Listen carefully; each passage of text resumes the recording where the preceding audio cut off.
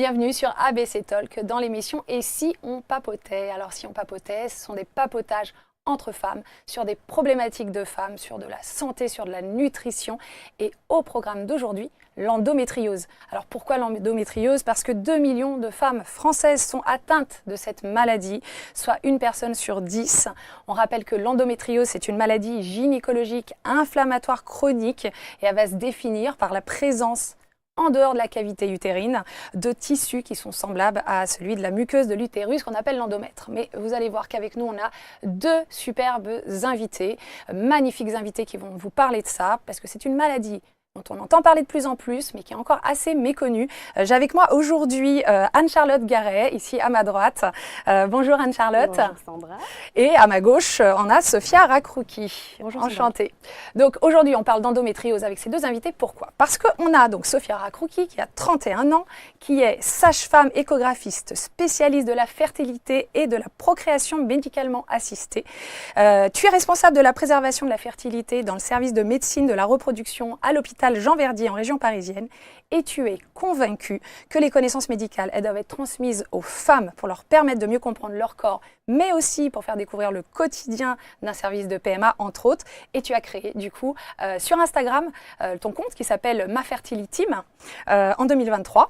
Et toi, Anne-Charlotte Garret, Oui. 36 ans. Ton compte Insta, c'est Astuces de diète. Astuces de diète, parce que tu es diététicienne nutritionniste, tu es une de mes consoeurs depuis 2011. Tu es spécialisée dans les prises en charge en endométriose depuis 4 ans. Tu exerces aussi en pédiatrie au CHU d'Amiens. C'est ton autre spécialité.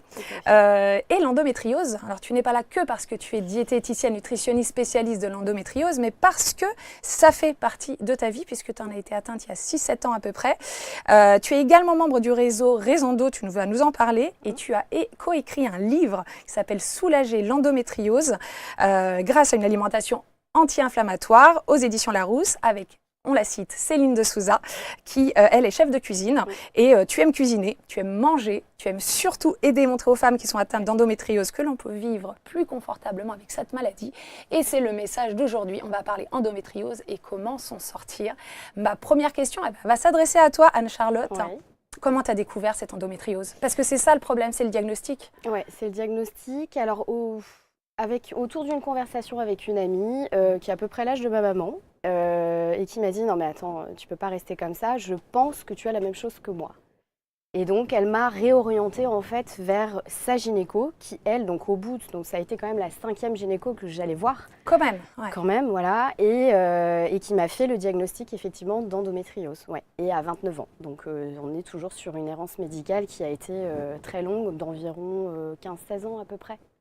15-16 ans. Ouais. Alors, quels étaient les symptômes? Des douleurs pendant les règles, en dehors des règles aussi.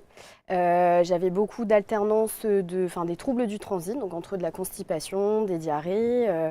Et puis après, c'était aussi des saignements qui étaient en dehors des cycles. Donc il y avait des choses qui n'étaient pas normales dans tout ça. Toi, tu vois des patients depuis combien de temps atteints d'endométriose? De patientes 8 ans à peu près. 8 ans. Qu'est-ce qui a fait que tu as voulu aller vers cette spécialité particulièrement? Alors déjà, pourquoi j'ai fait médecine? Eh bien, on va commencer par ça. Pourquoi j'ai fait médecine? Parce que je pense que je suis quelqu'un qui a envie parfois de contrôler un petit peu les choses, peut-être pour être un peu rassurée. Et pour moi, c'était pas possible de ne pas connaître mon corps et du coup de laisser tant de points d'interrogation. J'avais besoin en fait de le maîtriser. Et donc c'est pour ça que j'ai fait médecine, parce que je suis passionnée par la santé. Et pourquoi cette spécialité? Donc c'est venu tout seul. J'ai pris des chemins particuliers qui ont fait que je suis arrivée dans le domaine de la PMA. Et en fait, c'est un domaine où j'accompagne la femme, mais de manière différente. Pas sur la grossesse et l'accouchement, mais sur la construction de femmes. Et moi, je pense que j'ai ma place à ce moment-là. Parce que j'ai l'impression aussi de participer. Alors, souvent, on dit la sage-femme, elle est là au moment de l'accouchement, c'est le moment important de la vie. Et en fait, moi, j'ai l'impression d'être là lorsque la femme aussi se découvre en tant que femme.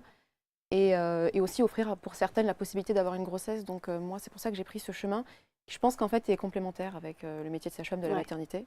Et moi, plutôt versant gynéco et fertilité. Mais toi-même, tu n'as jamais eu de symptômes, tu n'as pas de problématique d'endométriose.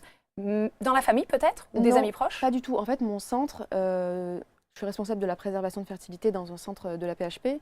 Et je reçois énormément de femmes qui ont de l'endométriose. Pendant longtemps, on ne savait pas trop endométriose, fertilité, etc. Donc Mm. maintenant, c'est un peu plus connu. Mais pendant longtemps, en fait, on disait, bon, la patiente, si elle n'a pas beaucoup d'endométriose, elle n'est pas considérée comme une cause médicale. Et en fait, nous, on était assez avant-gardistes sur le sujet parce que on se disait, non, tant qu'il y a un point d'interrogation, en fait, elles méritent d'avoir leur congélation ovocitaire parce que la science n'est pas assez développée et qu'on ne peut pas se permettre de se dire, on attend, parce que l'âge avance. Et donc, on a reçu énormément de patientes qui avaient de l'endométriose. Ça s'est démocratisé maintenant, elles sont reçues dans d'autres services. Mais en tout cas, j'en vois énormément et plusieurs par jour. Et ensuite, je consulte en libéral et j'en vois aussi du coup beaucoup. Oui, donc du coup, alors, toi, quand tu as découvert Ouais. ça, mauvaise nouvelle, ou au contraire, bonne nouvelle parce qu'on mettait enfin un nom Ouais, sur... soulagement. Soulagement. Alors, soulagement parce qu'enfin, on mettait des mots sur des mots. Oui, Voilà. des mots MOTS Oui, sur des voilà, mots MAUX. Et puis après, ça a été la grande interrogation. Enfin, ça a été tout un tas de questions, une avalanche de questions en me disant, mais qu'est-ce que... Enfin, d'aller regarder aussi, forcément, hein, je suis passée par le côté patiente. Voilà, on annonce diagnostic de maladie chronique. Et donc, d'aller regarder un petit peu, oh là là, je vois plein de choses. Difficultés pour avoir des enfants. Enfin, on part dans des choses qui sont extrêmement négatives. Et là, je me suis dit, oula, je vais arrêter un petit peu tout ça. Je vais bien voir aussi comment je vais faire les choses aussi avec le personnel médical, savoir ce qu'on va mettre en place. Et puis, je me suis dit, c'est bien, mais ça touche quand même pas mal de choses au niveau du digestif.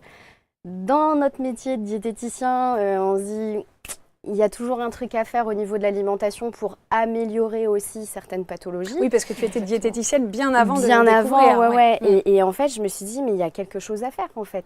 Et donc, dans un premier temps, je me suis informée, savoir ce qu'on pouvait faire, est-ce qu'il y avait des choses à faire, effectivement.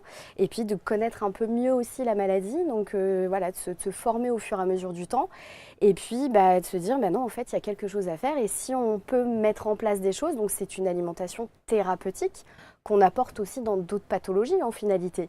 Et quand on voit qu'il y a une amélioration en fait derrière, en gros, je teste les choses avant mes patientes aussi. J'ai un peu fait ça. C'est bien, Et ce qui fait que derrière, alors j'arrive à faire la part entre moi, mon côté, mon expérience, mon endométriose, que c'est une endométriose, une femme, et mes patientes où elles auront des ressentis, une intensité aussi, un ressenti à la douleur qui est différent, qui est propre à chacune, et de m'adapter aussi en fonction d'elles. Donc j'ai mon expérience personnelle, mais j'ai le côté professionnel qui fait que, voilà, j'ai... Tu as dit quelque chose d'intéressant. Une endométriose, une femme. Ouais. Alors du coup, je rebondis, c'est autant de femmes que de symptômes, que de... dis-moi tout. C'est ce qui est compliqué. Et il y a plein de types d'endométriose. Déjà, au niveau anatomique, au niveau de l'endroit où les lésions sont placées, on a plusieurs types d'endométriose. L'adénomiose, l'endométriose superficielle, l'endométriose profonde et l'endométriose ovarienne. Donc déjà, il y a plusieurs descriptions anatomiques. Et en plus, une patiente, elle peut avoir une petite lésion et pourtant avoir hyper mal. Une autre patiente peut avoir plein de lésions, vraiment une endométriose très sévère, et pourtant avoir zéro douleur. Enfin, j'ai vu des femmes avec des kystes de 10 cm, des endométrioses de partout, tout était collé, et pourtant elles avaient zéro douleur. Une qui a une toute petite lésion de l'infertilité, d'autres qui a plein de lésions. En fait, il y a plein de profils différents, plein de symptômes. Et d'ailleurs, j'ai une question, je ne sais pas si je peux... si, il faut justement, on papote. En fait, pourquoi le diagnostic est long? Peut-être qu'on va y revenir, je pense. Mais toi, tu avais toutes ces douleurs. Ouais. Est-ce que tu as consulté d'emblée? Ou alors tu t'es dit c'est peut-être normal d'avoir des règles douloureuses et finalement ça a retardé Ouais, on m'a dit c'est normal. Oh, toi tes règles c'est normal en fait. Et ça, même au sein de la famille. Donc, et c'est comme ça après par la suite que j'ai découvert que non, j'avais une cousine, ma grand-mère paternelle qui me disait oui mais moi j'avais mal à chaque fois. En fait il y a un double problème, c'est que nous les femmes de manière générale, on ne connaît pas assez notre corps, ça c'est clair.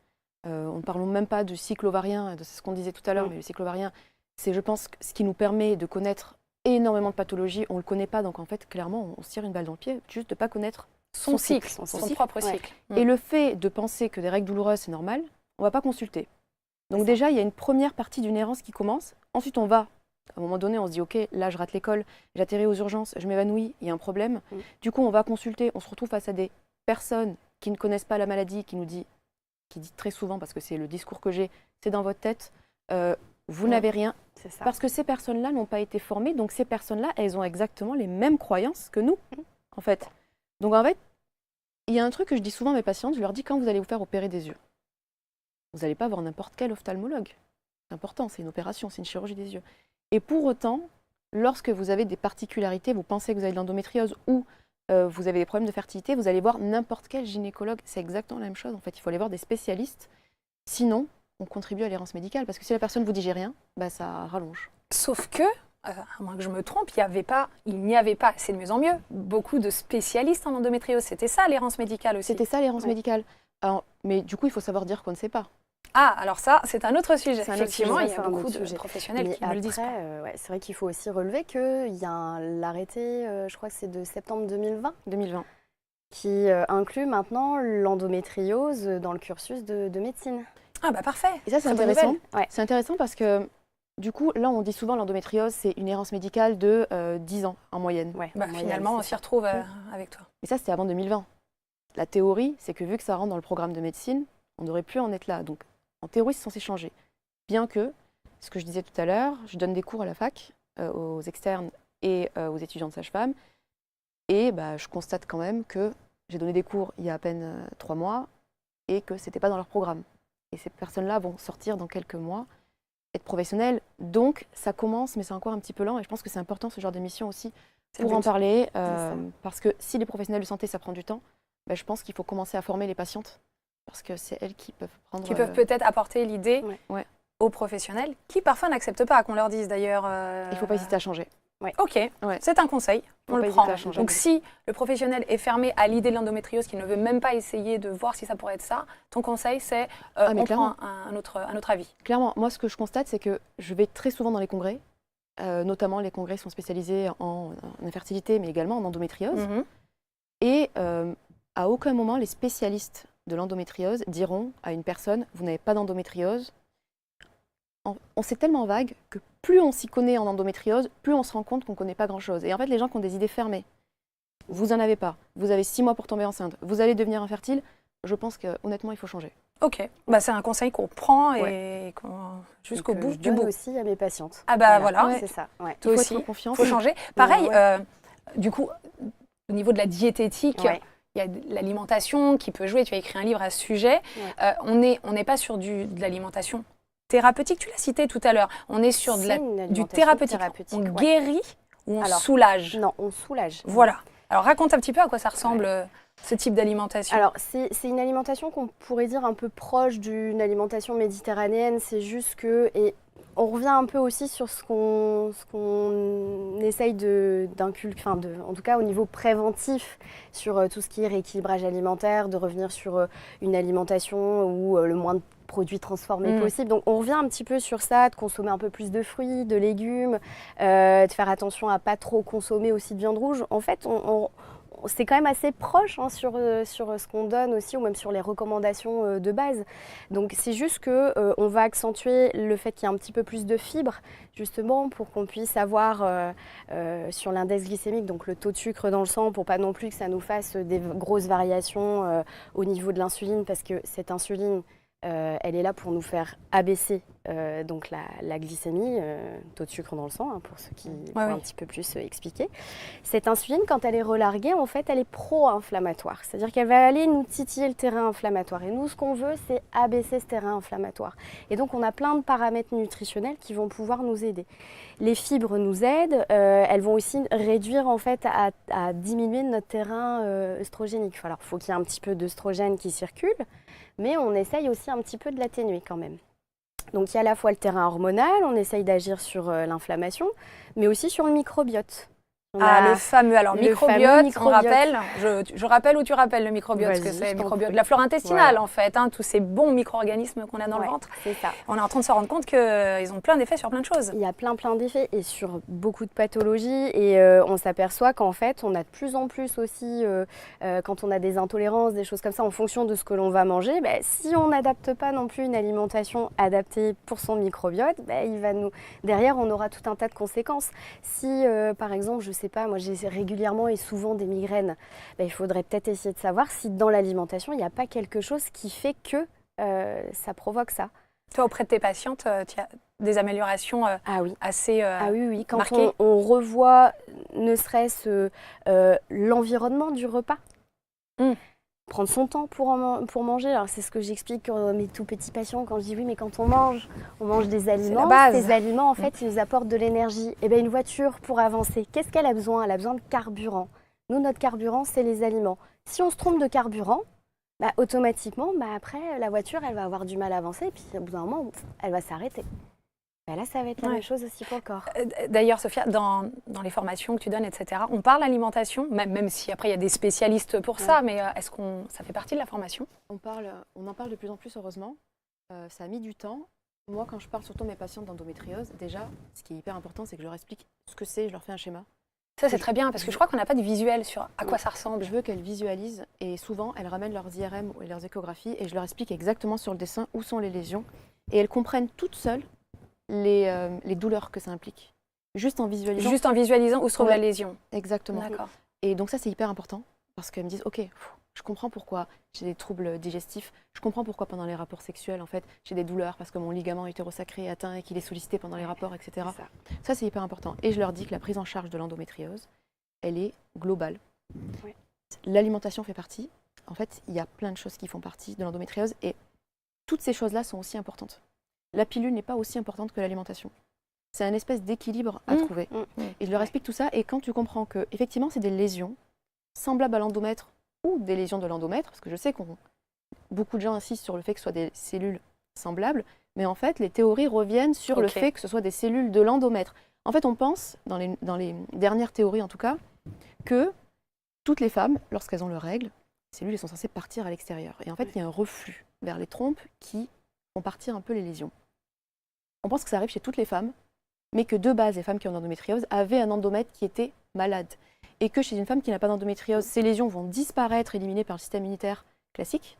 Et pourquoi chez certaines femmes, ça va rester et ça va proliférer. On pense vraiment que c'est l'endomètre qui de base est inflammatoire, environnement, immunitaire, génétique. Alors oui, pour le coup, pourquoi il est malade de base, c'est multifactoriel. Mais c'est quand même cette théorie du reflux. Pourquoi? Parce que lorsqu'on opère une patiente, qu'on lui enlève toutes les lésions, qu'on la met sous pilule, ça stoppe. D'accord. Dès qu'elle arrête et qu'elle a de nouveau des règles, ça revient. Donc on va de nouveau vers cette théorie et c'est hyper important. Et qu'est-ce qui se passe lorsque tu as des cellules à l'extérieur? Le système immunitaire, il va voir qu'il y a des cellules qui ne sont pas à leur place et qui réagissent à des endroits pas habituels. Et donc le système immunitaire va vouloir attaquer ces cellules. Et c'est le fait d'attaquer qui fait mal. Donc ce n'est pas la lésion qui fait mal en elle-même, c'est la réaction immunitaire du corps. C'est la raison pour laquelle tout ce qui va inflammer, tout ce qui va faire que cette réaction va être plus violente, va créer et des douleurs, et des adhérences, et du coup va causer de l'infertilité, mais aussi un impact sur l'hygiène de vie. Et d'où en fait l'importance que l'alimentation joue un rôle, parce que cette alimentation, elle peut être pro-inflammatoire, et donc augmenter cette inflammation. Ça, l'état psychologique aussi. Alors oui, dépression, anxiété, beaucoup dans cette maladie, hein, j'ai vu les statistiques. Moi, c'est hyper important. Et d'ailleurs, il y a des études, j'ai vu un congrès en cardiologie où les patientes qui ont de l'endométriose ont plus de risques d'avoir des maladies cardiovasculaires et des infarctus. À cause du niveau de stress global de la maladie, la douleur, qui est un stress horrible. On parlait d'évanouissement, et on rappelle d'ailleurs que les adolescentes peuvent être atteintes d'endométriose, parce que parfois on se dit oh, tu chipotes, ma fille, vas-y, va à l'école. Mais c'est des malaises, des évanouissements, des douleurs extrêmement fortes. Hein. N'oubliez pas vos jeunes filles, surtout. Hein. Il y a quelque chose qui est important, c'est le rapport. Moi, quand je vois des patientes, c'est ce que je dis très souvent, elles viennent me voir en consultation pour infertilité. À la base, c'est souvent là où après tu vas détecter l'endométriose. Soit pour infertilité, soit parce qu'elles ont peur d'être infertiles. Vraiment, en fait, dans la tête, c'est endométriose égale infertilité. Ah oui, ok. Mais je voudrais bien qu'on en parle. C'est pas une obligation directe. Absolument pas. Non. Alors déjà, il y a des pourcentages qui sortent. Eh bien, si tu en as. On dit que 30% des femmes qui ont de l'endométriose pourront, je dis bien pourront, avoir de l'infertilité due à cette endométriose. D'accord. Ça veut dire quoi, 30%, alors qu'on ne sait même pas encore le diagnostiquer correctement, on ne sait même pas réellement combien il y en a dans la population générale. Donc déjà, il faut mettre des pincettes. Ensuite, historiquement, on a cherché l'endométriose dans les centres de PMA chez des patientes qui étaient infertiles initialement. Oui, en plus, c'est un peu biaisé. Donc il y a forcément une corrélation.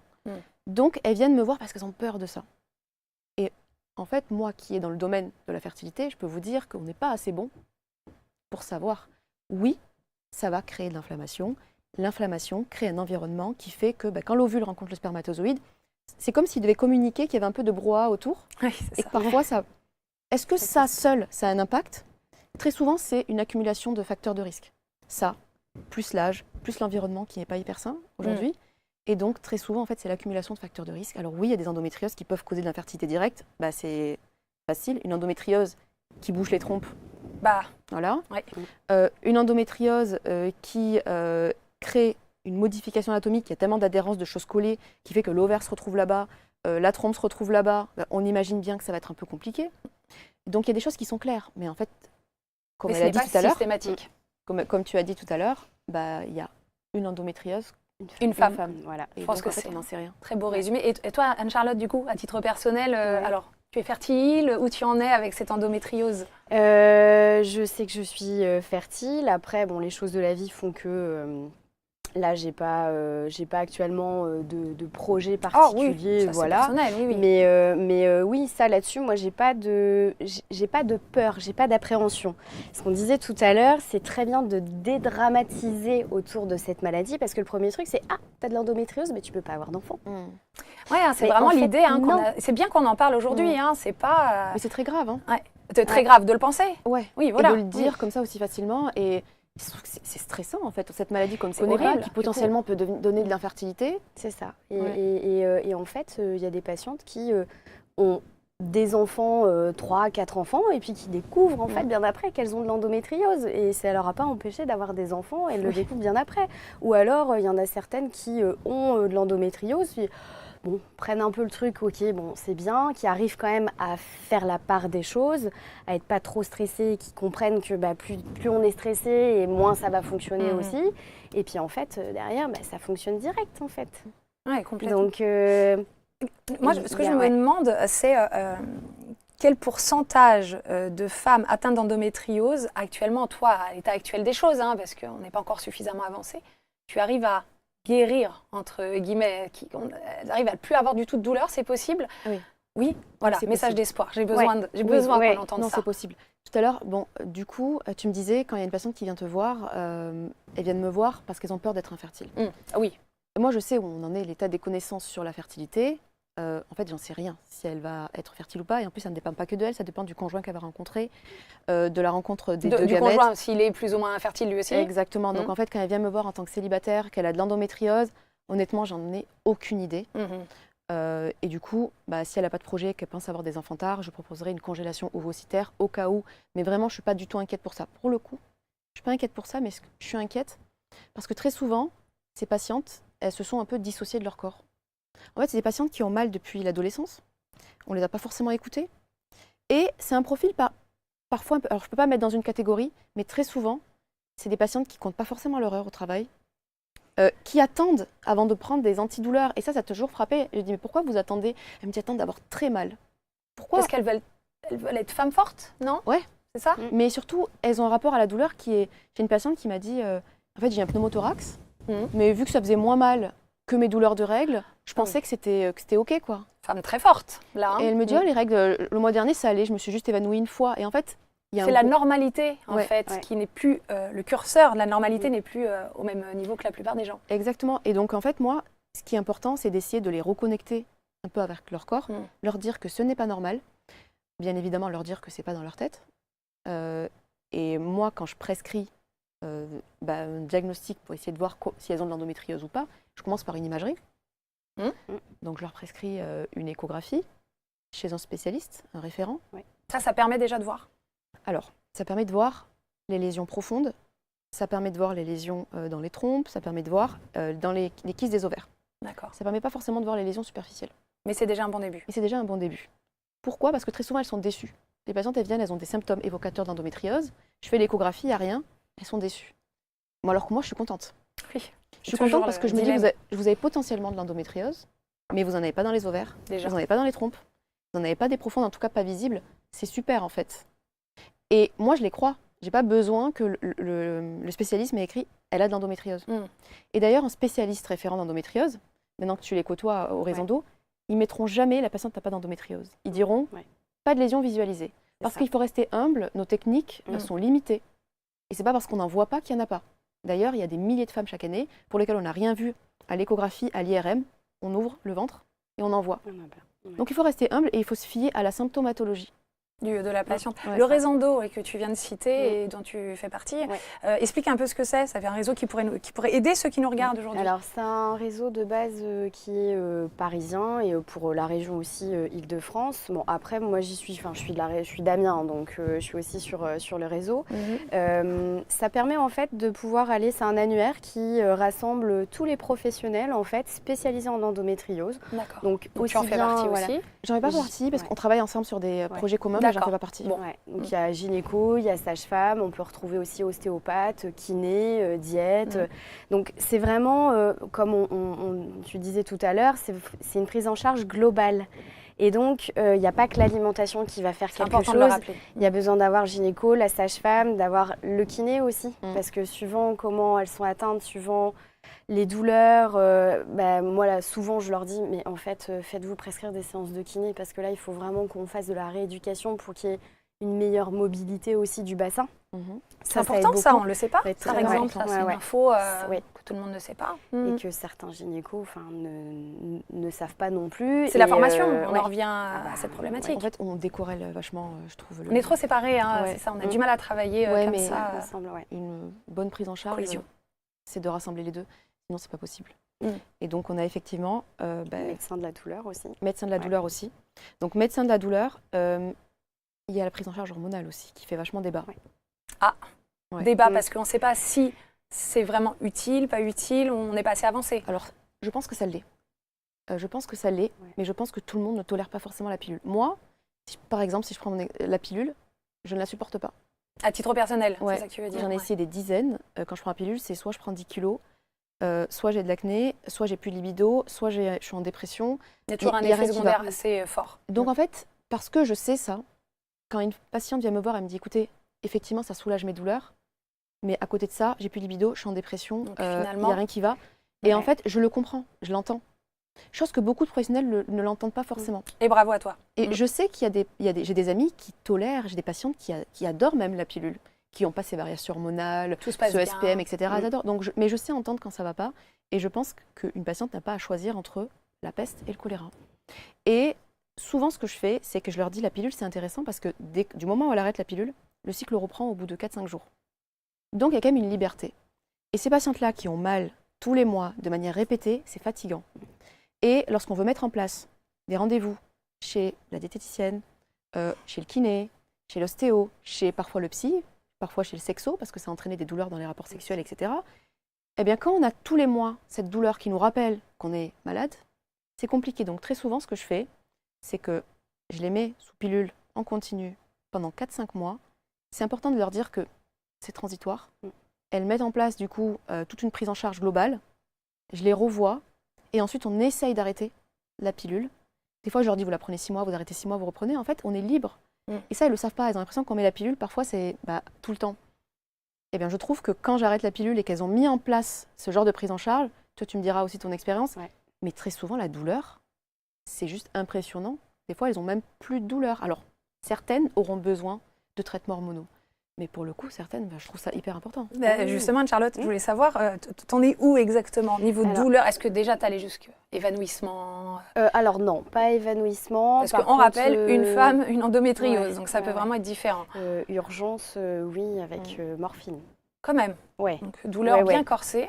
Et ça rejoint aussi où on n'a pas envie de prendre d'avoir cette automédication automatique, de dire bah non, je vais donc pas prendre de médicaments en direct, mais ce qui fait qu'en fait, au fur et à mesure, on a une tolérance à la douleur ce que tu disais, qui augmente. On se dit voilà, non là ça va, ça passe. Mais ça fatigue derrière, ça épuise.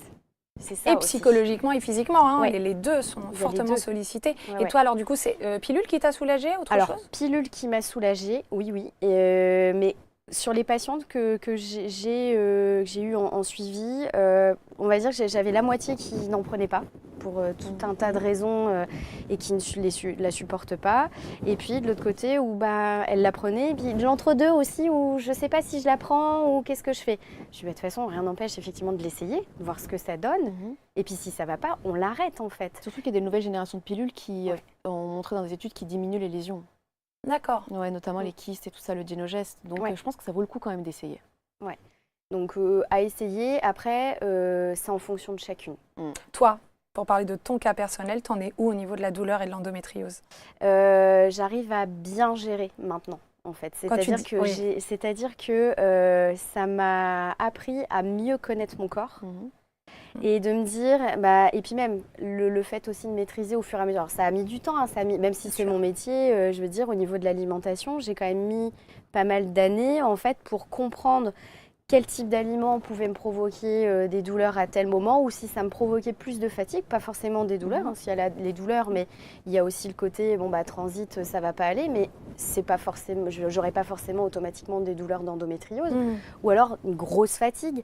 La viande rouge, je sais que si j'en consomme, je vais avoir une énorme fatigue pendant plusieurs jours, et après je vais avoir un peu de saignement. Et après ça va se calmer. Propre à chaque patient en plus. Hein. Et bon, après, c'est pro-inflammatoire, la viande rouge, pour rappel. Perso, donc c'est ce que j'ai remarqué. Et donc après, je sais que, si j'ai une période qui va être un peu plus stressante, je vais peut-être essayer de faire un petit peu plus d'exercices aussi, de relaxation, des choses comme ça, parce que le stress amplifie aussi. Ouais. Le sport aide beaucoup aussi. Hein. Ouais.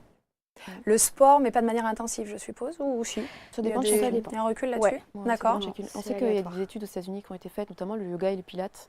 Mais en fait, j'ai remarqué que tous les sports. De toute manière, à partir du moment où, en faisant de l'activité physique, on sécrète des hormones du bien-être, je pense qu'on améliore à peu près tout, aussi bien la dépression qui peut être associée à l'endométriose, ce type de choses. D'ailleurs, la ménopause, alors imaginons, on ne traite rien du tout de l'endométriose, ou une femme qui ne sait même pas qu'elle a de l'endométriose, mais elle a des douleurs, la ménopause, ça change tout, ou au contraire, pas? Alors, on discutait tout à l'heure. On en parlait. Alors, on sait que lorsque les patientes ont des douleurs de règles, dès qu'elles ont la ménopause, elles ont plus mal.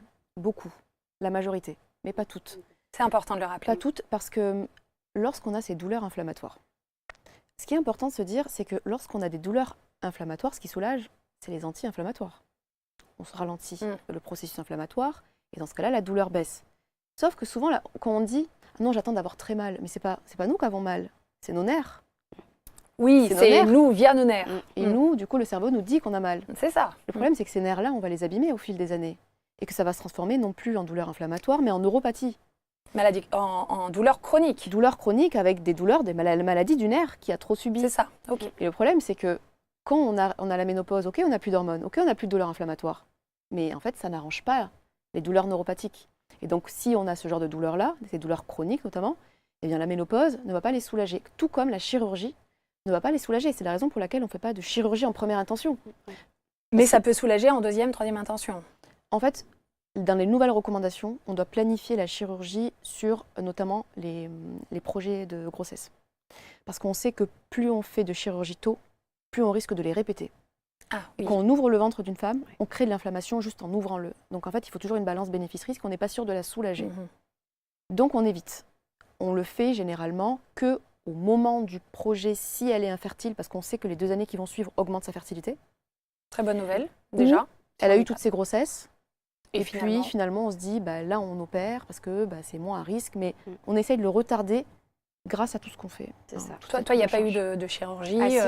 Si. Alors, dis, raconte. Un an après mon diagnostic, en fait, à 30 ans, j'ai eu l'intervention parce que les douleurs étaient trop handicapantes. Et il faut dire ce qui est aussi, c'est que pendant les... Alors moi c'est surtout de l'endométriose profonde, après j'ai eu de l'adénomiose, donc c'est de l'endométriose à l'intérieur de l'utérus, qui a été détectée un petit peu plus tard. Mais cette endométriose profonde, on a retiré les lésions parce que justement quand j'avais mes règles, quand j'allais à la selle, j'avais des énormes douleurs, comme si c'était des coups de poignard qu'on me rentrait.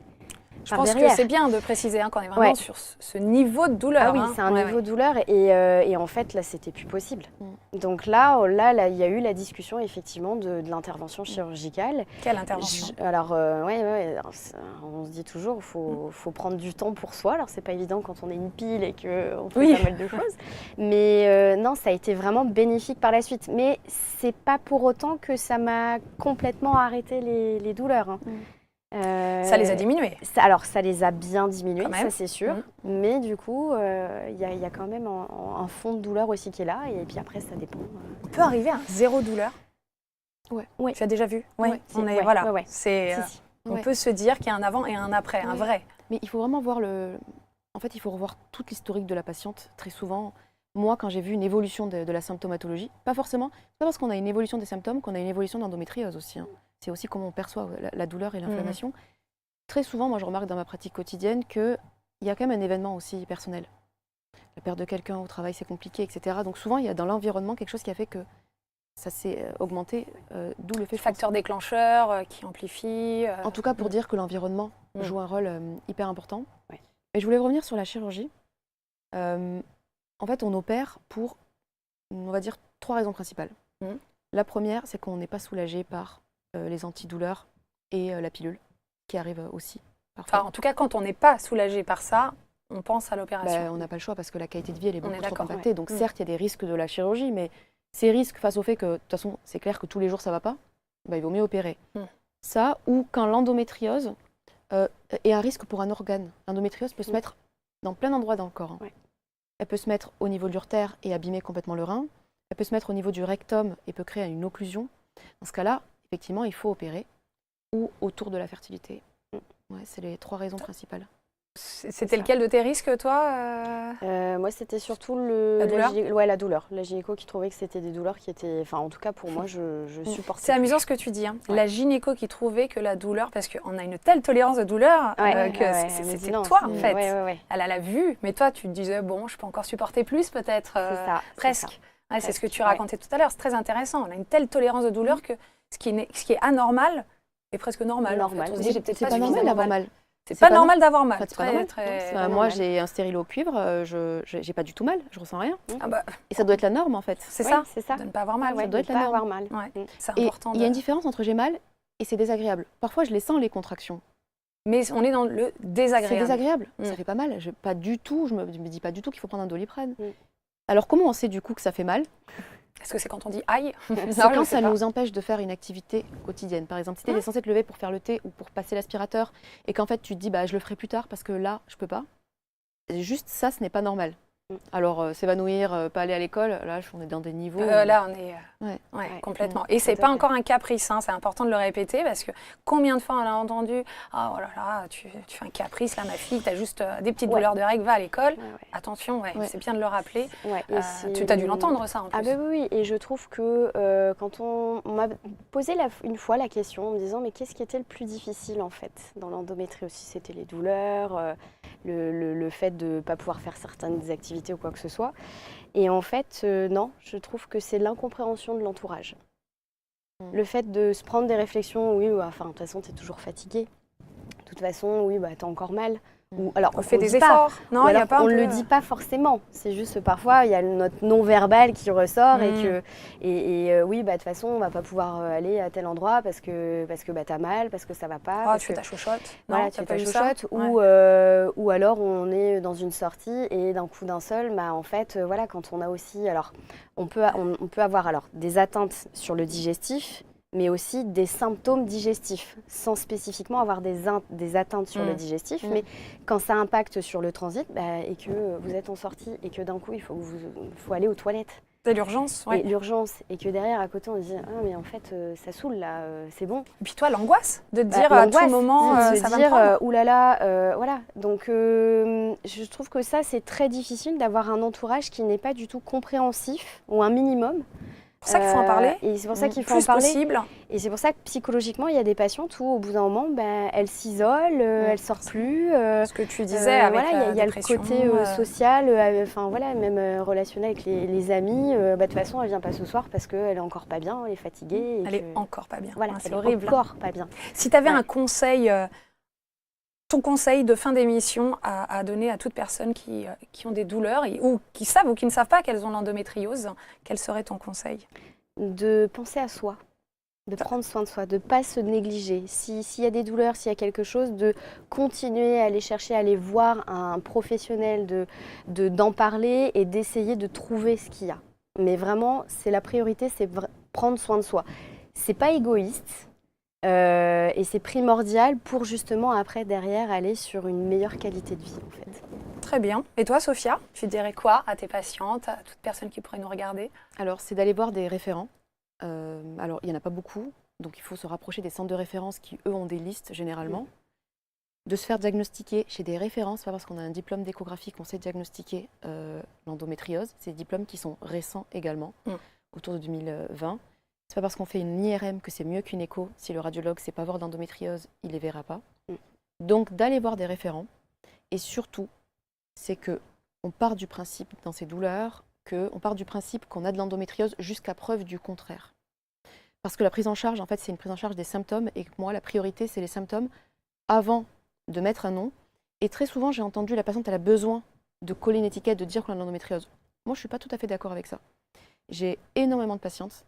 Il suffit que je leur dise, je vous crois, vous en avez probablement, mais c'est pas grave si on ne le voit pas, parce que moi, je vous crois, ça suffit amplement. Elles n'ont pas besoin d'avoir écrit endométriose. Soulagement d'entendre un professionnel. Elles ont besoin de ça. Ouais, c'est très beau message.